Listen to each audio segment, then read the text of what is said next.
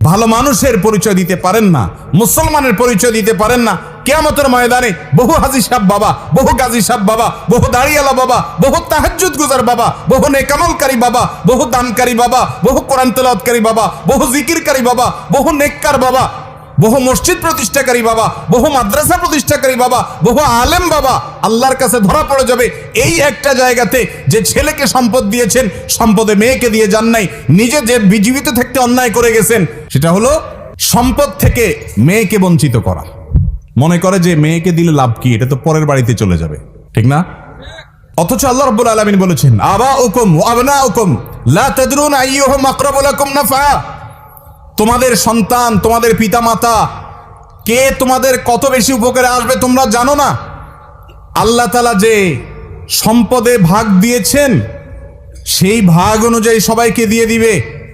ফরিদাতুম মিনাল্লাহ, এটা আল্লাহর পক্ষ থেকে নির্ধারণ করা, আল্লাহ নির্ধারণ। আল্লাহ শুরুতে বলেছেন ইউসিকুমুল্লাহ ফি আওলাদিকুম, তোমাদের সন্তানদের ব্যাপারে আল্লাহ ওসিয়ত করছেন। আল্লাহ মালিক হয়ে, সৃষ্টিকর্তা হয়ে অর্ডার করছেন, এটা না বলে আল্লাহ বলছেন ওসিয়ত করছেন, সেটাও অর্ডার। কিন্তু এই শব্দের মাধ্যমে এক ধরনের আবেদন আছে, এর মধ্যে এক ধরনের আবেদন আছে। আল্লাহ ওসিয়ত করছেন সম্পদ বন্টনের ক্ষেত্রে, এটা আল্লাহর নির্ধারণ, খবরদার এটা তুমি এইটাকে চেঞ্জ করার ইখতিয়ার তোমার রাখো না।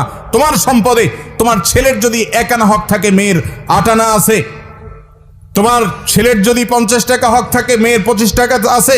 আপনার ঘরে জন্মগ্রহণ করেছে, সে আপনার সন্তান, তার পাওনা হয়ে গেছে, এটা আপনাকে দিতে হবে। এমনকি সে যদি আপনার কথা না মানে, সে আপনার প্রতি খেয়াল না রাখে, তারপরও তাকে হক দিতে হবে। এটা আল্লাহর নির্ধারণ, আপনি এটাকে চেঞ্জ করার কোনো অধিকার রাখেন না। কথা কি বুঝাতে পারছি ভাইরা আমার? আপনার মেয়েকে আল্লাহ তাআলা সম্পদে যে অধিকার দিয়েছেন সেটা দিতে হবে। বাংলাদেশে জমির দলিলগুলো যাচাই করে দেখেন, চেক করে দেখেন, কয়টা দলিলে দেখবেন মেয়েরা মালিক? সব ছেলেরা। মেয়েদের প্রতি আমরা অত্যাচার করছি, অবিচার করছি, তাদের অধিকার দিচ্ছি না। তাদের অধিকার দিতে হবে। বাবারা, বান্দার হক বড় ডেঞ্জারাস, বড় ডেঞ্জারাস। ইয়াউমা ইয়াফিরুল মারউ মিন আখিহি ওয়া উম্মিহি ওয়া আবিহি, কিয়ামতের দিন সন্তান বাপকে দেখে পালাবে, ছেলে মেয়ে পরিচয় দিবে না সেদিন। আপনি এর আশা করেন না যে আমারই তো মেয়ে। অনেক বাপ মা আছে নিজের এই অবৈধ কর্মটাকে হালাল করার জন্য মেয়েকে ডেকে বলে, বা মা তোমাদেরকে আল্লাহ অনেক দিচ্ছে, এখন তোমরা তো যাই হোক বিয়ে শাদী হয়েছে, খরচ টরচ করছি, এখন এগুলো আমি এদেরকে দিতে চাই, তোমরা কি বলো? তো মেয়েরা শরমে পড়ে, লজ্জায় পড়ে, কি আর বলবে, ঠিক আছে আব্বা আপনি যেটা ভালো মনে করেন। হয় না, হয় না? এরকম অন্যায়, অবিচার, কোনো কাহিনী চলবে না।